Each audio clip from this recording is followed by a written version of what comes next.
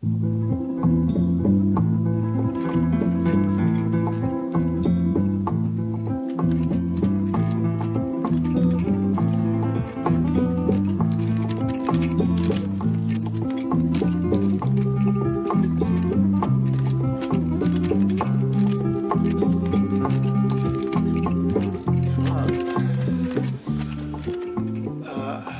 recall some time ago I done a couple of videos, chapter 1 and chapter 2 of when I was a lad and when I was a boy, and you've been waiting patiently 2 years in fact. Now this is the final one, chapter 3 of when I was a young man, and I think if I recall I finished off on chapter 2 with when I had my first little dog, Julie. Right, so going on from there, yes, I was still living at home with my parents then, and my dad was worked for the East Kent Bus Company. He was a tour driver, and they used to do a lot of touring, and they were trying to phase out the double-decker buses, which meant the conductors was going to be out of work unless they was prepared to go as a driver conductor on the coach, where he takes the money as they get on. And he worked for a company called East Kent Road Car Company, and you've got Arriva and Stagecoach. The one round here now is called Stagecoach. Well, when I left school, because my birthday was at the end of August, I was 14, and so it meant when the summer holidays were there in I think the last week of June, you had the summer holidays, and then we went back to school round about the 9th of September. So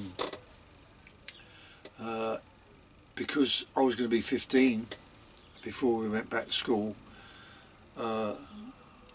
when June, the last week of June came round, when we had our summer break, that was it, me finished for school.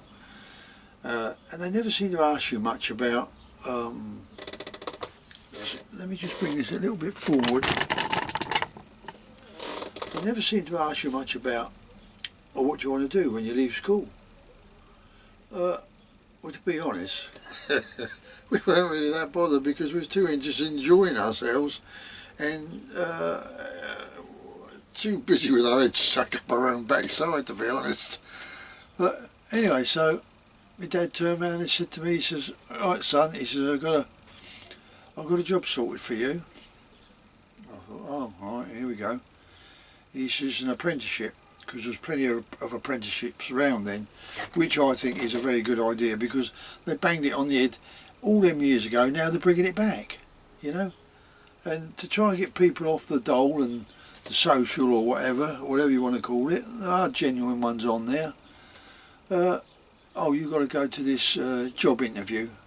If you don't go, they stop your money, and you get all types going there, purple hair and pink hair and studs in their nose and the eyes and lip, because they don't want the job.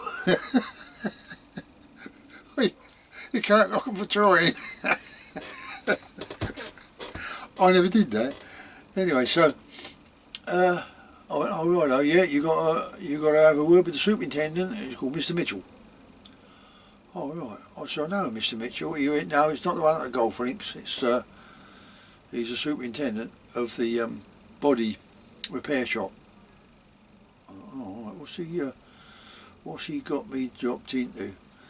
Anyway, so I went up there, like, he says, that Monday morning night, clock in with the old-fashioned, you know, clock. I put the card in and push the lever down, jing, it used to go. And anyway, 3 minutes before, after that you lose quarter of an hour. So if you was 3 minutes late, that's quarter of an hour, your time gone. And I was only on about £2.50 an hour. Well, yeah, you could buy a lot more stuff with it then, but now what's £2.50? Cup of coffee, innit? Cup of coffee maybe. Anyway, so I went and saw him. He said, yeah, he said, I'm putting you in the trimming shop. what's the trimming shop? Yeah, he says it's where you make and recover and repair the bus seats. I thought, oh right, okay, have a go at that. But in those days there was a lot of bullying going on, even in school, and when you come out you still got it, you know, and everyone's different, you know, each to their own. You either put up with it or you stand up for yourself. And then you got these people like myself, you put up with it for so long and then you think, enough's enough, mate, I ain't putting up with no more of that. So I made a pledge to myself, and I did stick to it. Anyway, got in there and we're doing this, and every time I went out into the big workshop where all the buses were, having the panels repaired and panel beaten out and stripped down and what have you. It's only where the drivers had little dings and dents or whatever. All the seats used to come out, and there was an old boy there, gappy teeth and everything, like Whiz, I think his name was, or he was a nice old boy, you know, but because of his, he was a little bit slow or something, they all used to keep picking on him and everything else. But you know, when you stand and talk to him, he's a nice guy. Anyway, he used to have this big, well, giant, if you a Vax Hoover, if you imagine that, you know, the stand-up square ones. He had a massive one of these. It must have been about 8 foot tall and about 5 foot across. Huge it was. Anyway, he used to have this, you know, I don't know if you know it over the other side of the pond, but over here we play a game called bat and ball. And you hit the ball, the trap, you hit that, it's on a swivel, and the ball goes here, and you hit this, it flicks the ball up. When it comes up, you whack it, and it's got to go down the other end of the pitch between two posts. Anyway, he was using that bat to batter these seat covers, and he used that. You should have seen the dust and muck that come out of them, and he'd be hoovering away there, and he'd stack them all up on a pallet and a pallet truck, and he'd pull it over by the trim shop, which had these metal sliding doors on a monorail thing, you know, you just slid them open and slid them back. And anyway, sure as eggs was eggs, they started messing about with me, and it started with one of the chaps in the trim shop. Come in one morning, I used to wear a boiler suit. He sewed the bottom of my trousers down, didn't he? I thought, yeah, alright, okay, I wonder why I nearly fell over. Anyway, I unpicked the flowers of these trousers and put them on. They probably thought it was highly funny. Then every time I had to get sent out the back into this shed where they had all the old model seat covers, if we didn't have one there, send me up there and I'd go and bring it down there so that we could copy the swab and the seat cover. And every time we go out there, sure enough, the bloody panel beaters and all that, you have a couple of them go out there and they'd start ribbing you and everything else. Like, okay. Anyway, it was snowy weather, and it was that sort of snow. It'd been hanging around for a while. It was starting to melt a bit, but as soon as you went like that, it was a block of ice. And anyway, I was just going back in the workshop, and just as I went through the little trap door, smack, one of these hit me right in the back of the neck. It didn't half cut me bad and all. Anyway, that upset me quite a bit. But again, my foreman, he didn't do nothing like, you'll get over it, mate, you'll get over it, you know. And but if you're a bit of a pacifist, you don't, you know, you don't turn around and that's it and go and beat the crap out of him or something. Anyway, so I got back on my bench, and they supply you with some tools, but I had a wooden mallet, and still got it this day, that I made at school. They made me a file, an old-fashioned file about 1.5 inches wide, had the handle on it, but it was about 1.5 inches long, and they ground it like a chisel, and you use that for knocking the tacks off of the seat swab. You know, turn the swab upside down and you whack them all off, you unpick it. Anyway, so that's going on, and then one of these blokes, he was like the ringleader, a bit of a, you know, he was always the one instigating stuff. And I thought, he opened these sliding doors. What's the matter then? Did it hurt you then? Or you went crying to mummy, did we? I just turned round. I lost it. I turned round, I hit him straight over the head with this mallet. He was out Sparko. He hit the deck like a sack of, you know. And of course my foreman come over there. What you done? What you done? I says, I'd had enough. I'm sorry, I've had enough. You can sack me if you want, but I've had enough. I ain't putting up with that no more. I says, it's not just him. I says, there's a horde of them out there. I says, and I ain't having it no more.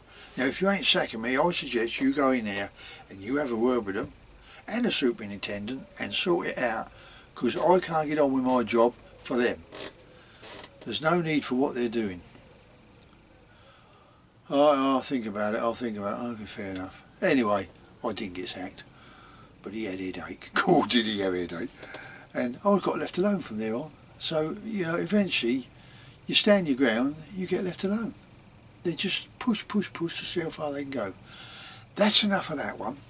Now we're moving on, because I stuck that for about 18 months, 2 years, and I thought, I ain't having this, you know, £2.50 a week, and you got the tax to come out of it. You go home, you give your mum £1, and you're left with £1, maybe £1.50. But fair play to my dad. I mean, I was running around a push bike to and fro to work, cost him £26 then, brand new bike. Now, he weren't asking for any money off me, but he must have been paying for it. Then I worked in a little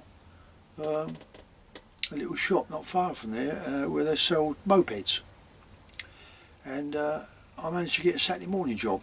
And I was working in there, putting the number plates on, doing this, polishing that, blah blah blah, and I loved it. And anyway, one day, doing up this bike, I went, cool, that's nice, I love that though. He went, I ain't told you, but your dad's bought that for you.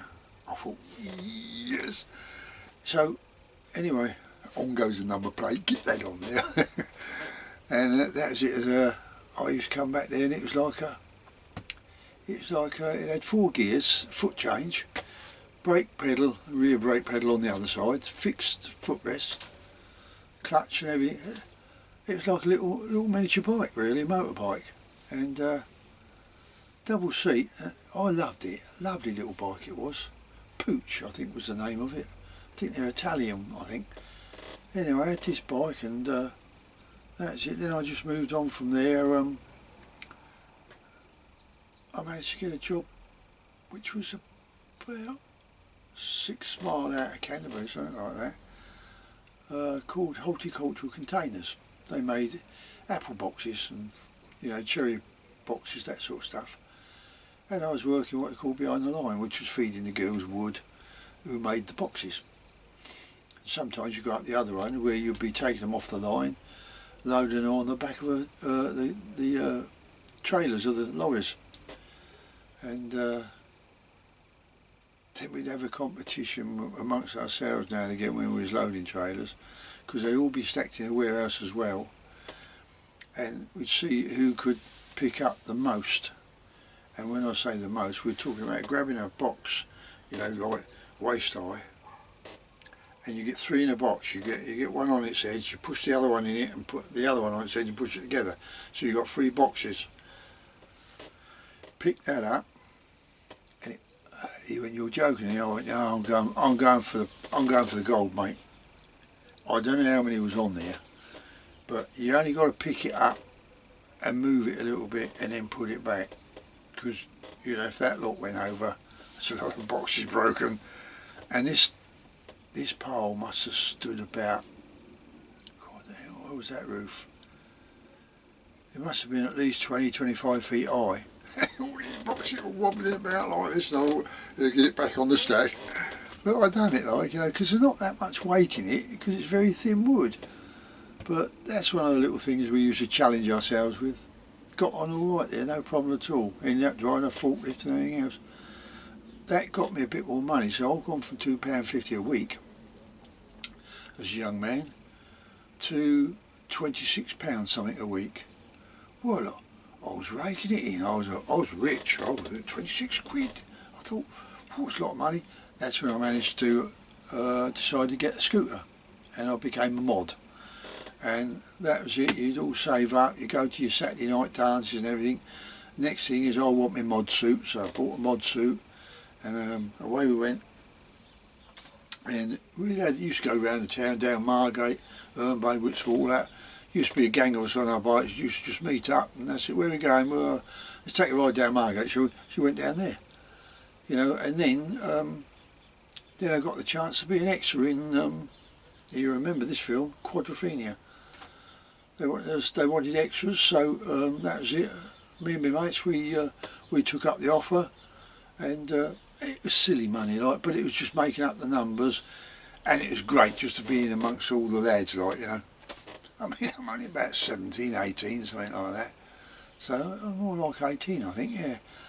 And thoroughly enjoyed it. And then I went from there. Oh, and then some idiot down the High Street, because you used to have the buses and cars go down Canterbury High Street. And some idiot, for no reason, he just used to have a policeman on the zebra crossing, and he'd be, you know, stop, go, stop, people cross, all that old palaver. Anyway, I was just approaching that, and he was, you know, arms that way for us to keep going both directions. And suddenly this bloke's walking down there, and he just stepped right out in front of me. It was so close that I never got to my brakes. That was it. I hit him, went over the handlebars, nutted him on the way over. He messed up my bike, and I was angry about that. And anyway, well, end of the story is that he died, but it wasn't through me. He had some other illness, because he got over that, and he went back in hospital with some other illness and died. But police come round, my dad sorted that all out, like. Now, we went on from there. I don't know what job I went for then, but I'm just ad-libbing all this where I went. I can't remember where I had. I think I got on some trucks then, and I was doing a lot of driving in the UK. Went from heavy goods. Theoretically, I didn't need it. I went to this driving school, and you could go straight for a Class 1, which was an Arctic, or one that bends in the middle, we call it. Now you can't. You've got to go through the ranks, you know, Class 3, Class 2, then a Class 1, which is the Arctic, articulated lorry. And anyway, I knew the chap that was doing the classes over in Deal. Anyway, he takes you for a ride round. There's two of us in there, and he said, "Well, be honest, Ray," he says, "you don't really need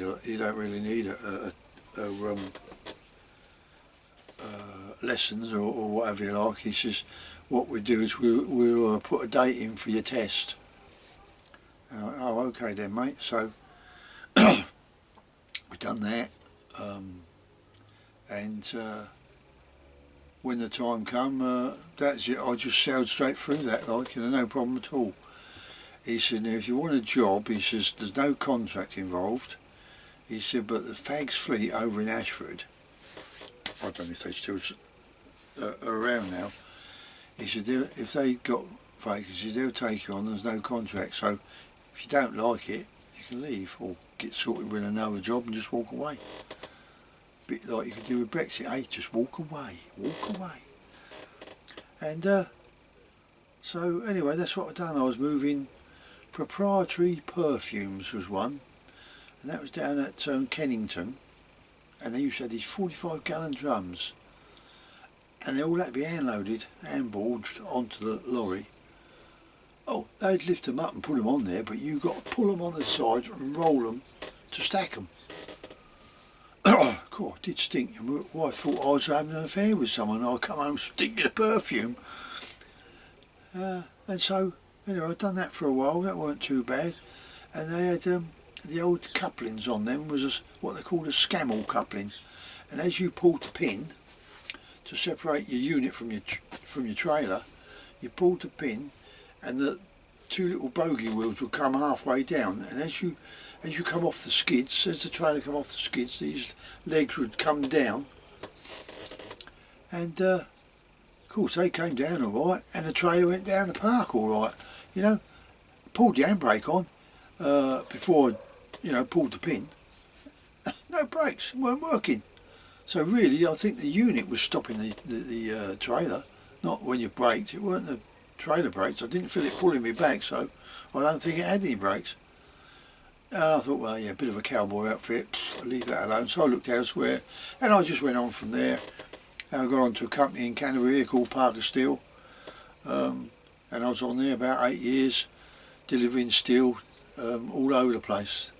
Gravesend, Dartford, Erith, Swanley, Faversham, Sittingbourne, Isle of Sheppey, Isle of Grain, all over. And that's how I got my knowledge of England, really. And then I weren't totally happy with that. I enjoyed the work, enjoyed the driving. And there's a chap called Terry, come down from Manchester, Mancunian lad. He came down there. I don't know what his reason was for coming down there. Anyway, he got a job on Parker Steel, and he was pulling steel out of the racks. He had a heavy goods licence, and we was chatting to one another. We just clicked, and that was it. We ended up done a bit of Middle East work. So I started going to the Middle East, Jayat and Jeddah and all them places, when you're going across the desert like. And we used to go twos up, and it was starting to get a bit dangerous then. I'm going back way, a long way. Back in 1978, something like that, 1976, and in the end you were going over there, and once you've got off the boat the other side, you went round there, like, pull in here like, so I pulled in this place, and that's it. He used to pick up his gun there, and I thought, I said, what's that about? He might, just in case we get a bit of trouble when we start going over the desert. And anyway, I stuck a couple of trips on that. It's about eight weeks round trip, and I thought, no, you've got to go around carrying a gun. I don't want, just to do a job. I don't want none of that. So I pulled out of that, and I then went to, where did I go to then? Oh yeah, I got some jobs back in the UK, Rays of Bedford, had a full spec Volvo, F89, left hooker, lovely one. I was running to and fro just to, where is it, Stirling, up there. They was building a lot of houses. I was going up there, concrete lintels, and running to and fro there like. And then I got various other jobs. What was it? Peter Night Transport. He's in Canterbury. He was delivering containers up to Grantham, and what was the other place? Melton Mulberry, where they make the pork pies. And I used to drop off these containers, empty them out. I didn't have to unload, I just sat in the cab. They unloaded them, and then I went round the corner and loaded cat food up as a backload down to Dover. And that's what I was doing that on a regular basis. And then he got a contract where he had to take some office furniture and everything over to Ireland, Southern Ireland.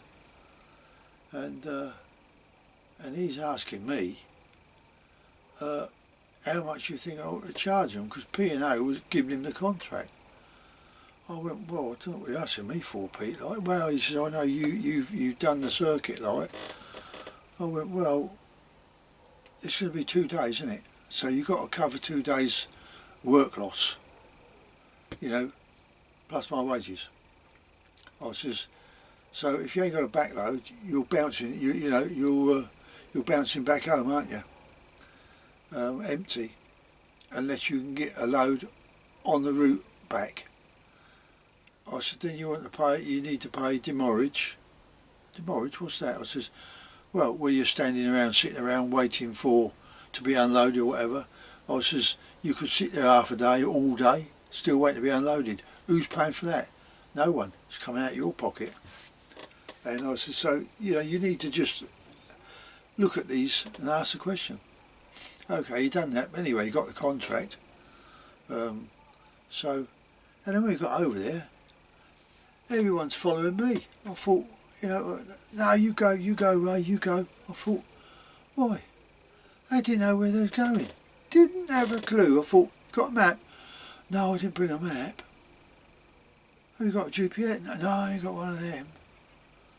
I went, well, what are you following me for? Well, I thought you knew where you was going. I said, I don't know where I'm going. And I wound her right up one then, you know. I said, I'm going this way because I like this way. It's a nice pretty route here. I says, I might be lucky and find the place I want, which is a place called Kinsale. Now I've seen that on the television as well. Lovely little harbour village. But the place we was going to was like a Pfizer's chemical for producing tablets and all that sort of stuff. Right up on the top of the hill, and we're going up this little lane. I thought, oh, I don't mind, if anything comes down here now, we're stuffed. Anyway, done that, wore the shirt, came back, and I went on to Pastures New. Where did I go then? Oh dear, dear, dear. I used to have a laugh. But prior to that, we all went, you know, when we went as extras down Brighton and Quadrophenia. Oh, that was a laugh, that was.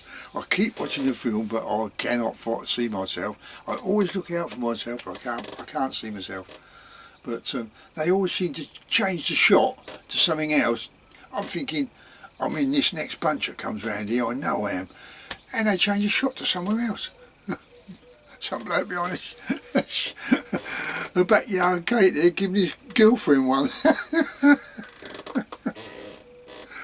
He was the main character in it, like, you know, but I forgot his name now. God. And it's funny how these names just straight over your head now. But yeah, really did enjoy that. When we got down on the beach and had a free-for-all, wow. I think it turned into a real fight. We was all enjoying it so much. We actually started hitting one another. Then the old Bill come in here, you know, with the little whistles. You know, say break it, I ain't taking a notice of you, like. So every now and again you see someone swing round and hack a copper. And it's all supposed to be staged, but he weren't. Anyway, moving on from there. There was, I'm now looking at a 20-year-old or something like that. That's when I went into the trucks, done the Middle East, and went to, was running to and fro to Scotland, out of Bedford. And I enjoyed that. It was a nice little contract. That was to and fro. You was left alone.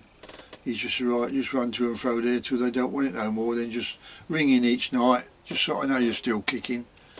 And I'd done that. And he said, well, I've got this transcontinental unit here now. If you want to change over and take that, like, because he offered me that or the Volvo F89 left hooker, as I say, full spec one, because it had all the roof rack, everything on it, a ladder up the back, you know. It's for Middle East work, that's why. And then I went, but they was heavy on juice. They was plodders, you know. You'd be going along, it'd be going jump, jump, jump, jump, jump, jump, jump, but you're doing 60 mile an hour, you know. And big long strokes they were. And now I said, I'm happy with this one, I'll stick with this. Oh, all right then, mate, all right, Ray. Anyway, then I think that job faded up, so he had to start standing people off. Last in, first out, innit? And then I got a job on Westerman. Now, Westerman don't own vehicles as such. What they are is they're owner drivers. And there was a chap over at Faversham, not far from me, and he had a lorry and close couple, which is like an Arctic, but it's a rigid lorry, and it's got the trailer the same length, but it couples up underneath the back axle of the lorry. So the same principle as an Arctic. It you know, it backs and drives the same. So done that, got on with that, and of course he had an old MAN 232, I think it was, with a pod on the top. All right, nice little motor. What happened is his other driver kept messing him about, wouldn't turn up when he was supposed to be chipping out Sunday night. And there's the lorry still in the yard. So he said, no, I can't be doing with this, mate. You know, you're unreliable. So he offered me the job. And that was it. I took that. And I used to go Sunday night. I used to stop in Calais Docks, get my head down, and I'd start about 4 o'clock Monday morning. So I got a nice full day's driving, and I get all the way down, and this little truck, it was economical. We used to carry Canco I think it was. There was empty cans, brand new empty cans, and you take them down to, you get them from Milton Keynes, we used to pick them up from, some of them. Then you take them down to Germany, France, Italy, or wherever. And you take these down to the breweries, the places, Coca-Cola, get out of it. And there's one where I was doing it at Coca-Cola from Dunkirk. I used to load up there, take them down, and never used to bother putting the straps down because it was only down the road to the Coca-Cola plant. I used to just pull the curtain shut, screw them around at the bottom tight, and I just poodle down there. Saves a lot of time putting all the hooks on and stretching them down. And I went in there, and they were fast unloading them. I couldn't keep up with him. By the time I pulled the curtains back both sides, he was all on the other side, running around there like a headless chicken I was. Anyway, I kept doing that. It's called shunting. Anyway, I was shunting all day, and I don't know what the rate was there like, but she got you shunting all day, and then the last end of the day, he'd load you up with your load. I thought, well, that'd be coming back to the UK or something, I should think. No, it was right, South Germany it was, long way down. But you know what, Germany, through all that and all the aggravation we're getting, right down South Germany, you get right out in the sticks where there's next to nobody. They're nice people, they are nice people. But it's all these city ones and all that, they got that terrible attitude. I mean, you've seen it with Juncker and all that lot, very aggressive, very nasty. You know, like they resent you being in their country, like, you know. And yet it costs us a fortune to rebuild their country. That's by the by, innit? Anyway, so actually I was doing that, and then when I come back to the yard at Faversham there, and my boss, he was grinning like a Cheshire cat, like. And anyway, I backed it up, the trailer up against the fence, like, and sat in the house. He says, there, straight away, he'd give me my money every time, straight in my hand, my pay packet. And it was good money, it was good money. And he said, good, he said, you've earned me some money this week, Ray. I said, have I? I went, yeah, I just kept shunting all day, I just keep shunting. And then he said, oh, your load's not ready yet, your load's not. I said, well, what's this load then? Give me this load. I didn't know that they allocate certain loads to certain people.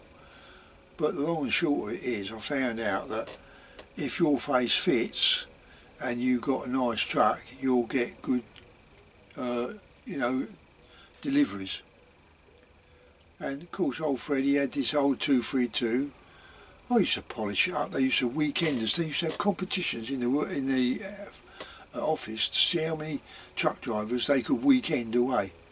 Yeah, they were getting off on that. And I used to play a place called Oz. 9 out of 10 you get weekended at Oz, an old bakery there where you could park up on the forecourt, and you just hope you get to the border, have yourself a shower and a clean up, change your clothes, because you know that's it for the weekend. You're going to be sat there doing nothing. So I used to polish up the old motor, like, you know.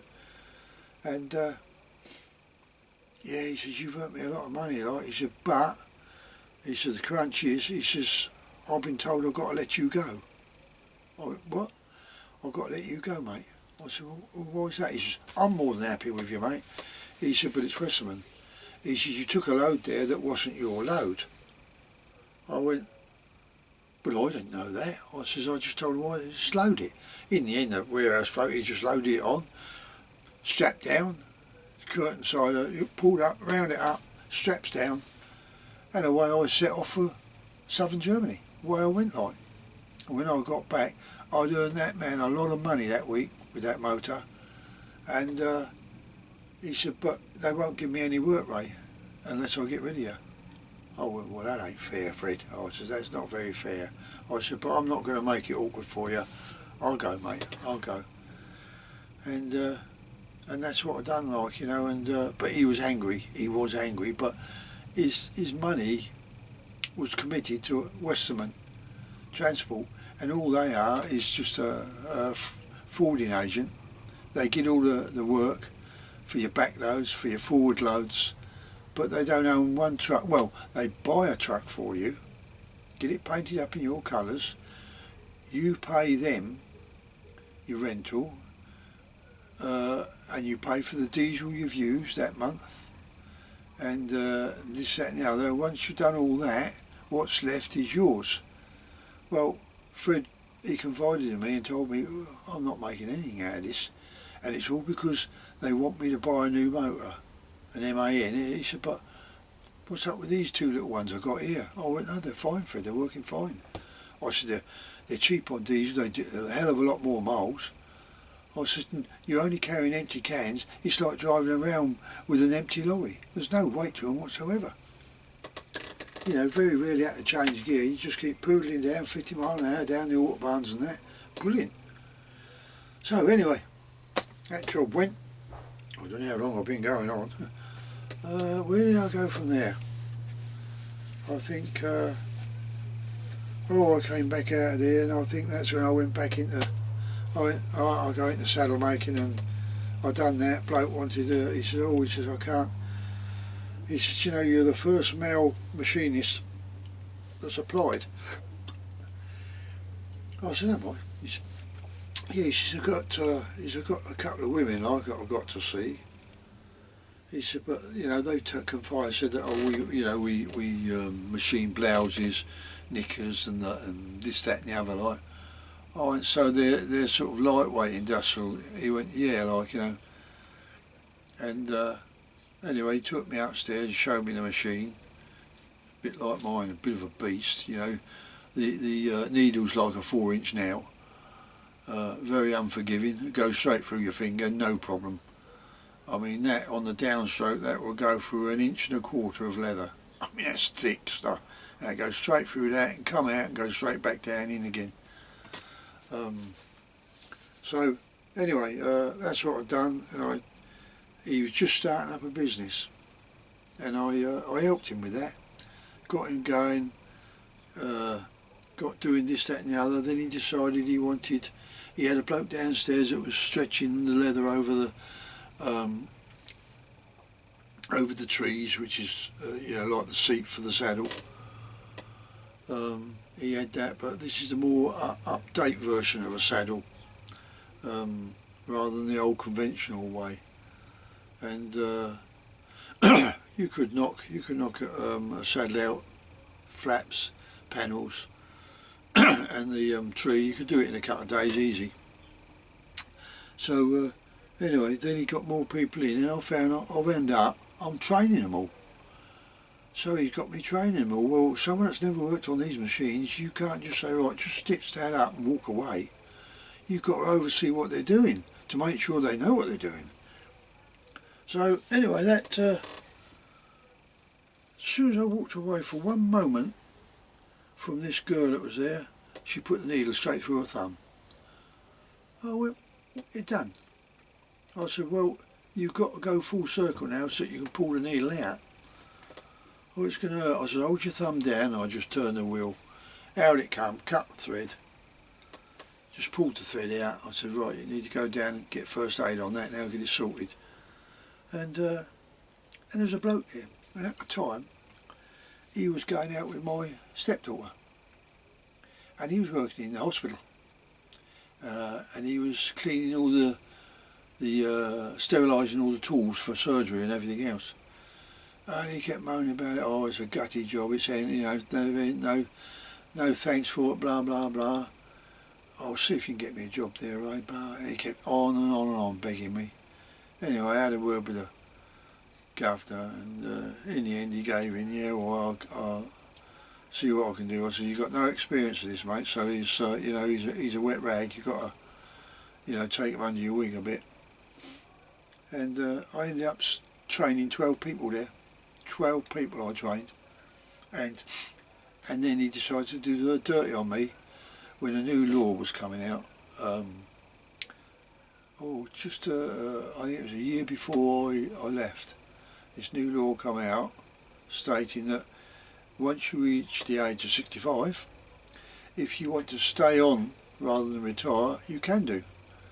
And he probably, oh no, I don't want that, like, you know, I don't know, but I guess that's what he was thinking. So he made some feeble excuse to make me redundant.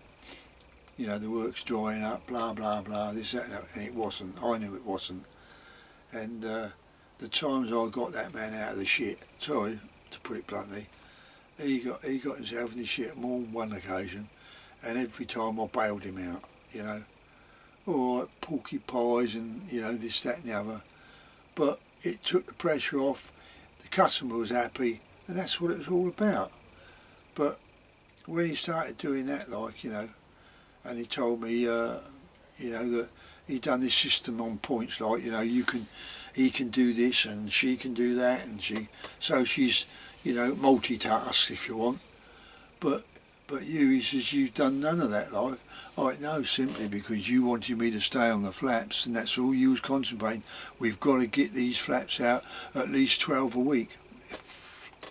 I said, well, it ain't going to happen with the staff you've got. Yeah, I said, you need to get more staff, you know, it's not going to happen. Anyway, he done that, like, you know, so he took that on board. But then he realised that for some reason, he thought that, oh, I'm not going to be held to ransom.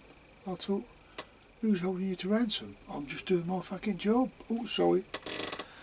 So, that was it. He made me redundant 2 years before I was due to retire. I thought, alright, fair enough then. So, what I'd done was, then he realised he cut himself a bit too thin on the wedge. And he asked to meet a couple of us that was going to be out the door. He says, I think I've cut myself a bit short. He said, but there's another job that I'm going to be doing. So he's generated this job from somewhere, bringing the horses in, letting them out in the field, doing this, doing that, you know. And I said, look, before we go any further, count me out, mate. I've got alternative arrangements now. I says, so I'm not interested. I'll leave you with it to discuss with Joe Soap here, and I'm gone. And he didn't expect that. Oh, I ain't having none of that. And you also felt there's no trust there. You know, you was trying to trust them, but they had no trust in you whatsoever. Everyone that worked there was a criminal in their eyes. I thought, they put up with that. So that's it. There you go. So what the redundancy money I got after 8 years, I think it was 8 years, something like that. I thought, right, I cleared up all what little debts I had, you know, which next to nothing, like. Cleared them all up, so I didn't owe anyone a bean, and I was left with nothing. But I'm debt free and everything else, so I thought, right, I'll do it in my shed, I'll do it as a hobby. So I went on to bushcraft stuff, and that's when I think you find I've gone full circle on it now. I do the bushcraft. I've got these dog leads and training leads, collars, cartridge belts, you name it, I do it. Pouches of all descriptions, and I enjoy doing it, but I don't want to be inundated. I did at one point. I spent over a week in the shed here. I had that much work on. But what I'm trying to do now is I'm trying to let people know, if you want anything now with game holders and any of that sort of stuff, you need to be getting into me now before the shooting season starts, because I'm going to be a bit busy there, and I don't want to be spent here in the week, all week, making up orders for people, because the shooting season is my time with my dog, and my dog and me, that dog means everything to me. So as far as I'm concerned, it's love me, love my dog. So that's the final chapter on chapter 3 of when I was a young man. I'm not going to exhaust it anymore because I've probably bored a lot of you to sleep. Hello, wake up. So I'll leave it there, and I hope you've enjoyed it. For those that stuck it out, I mean, I was surprised how many people really did like it, because I thought, well, who wants to be listening to some old chat, you know, with an old boy there about what he done? But hence I got a lot of replies, right? Oh, when's chapter 2 coming? When's chapter 3 coming? Well, you've had to wait for chapter 3 for 2 years. So there it is. I hope you enjoyed the little rant, or whatever you want to call it. So I'll catch you on another video. Cheerio.